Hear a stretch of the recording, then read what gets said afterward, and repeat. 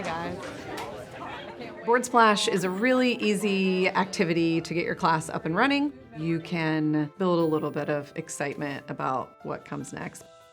Everybody, look at the board. First, I post a question or a topic on the board related to the day's concept.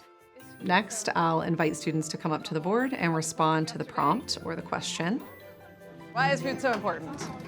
It can be about a text, an idea, it could be a review.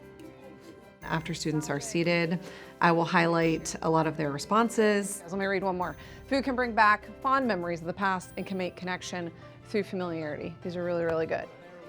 And then I'll invite students to turn and talk and discuss something that they found interesting and how they might extend that thinking. The students are engaged, they're on their feet, and you're building this shared knowledge. That's beautiful. Snaps and claps for that one.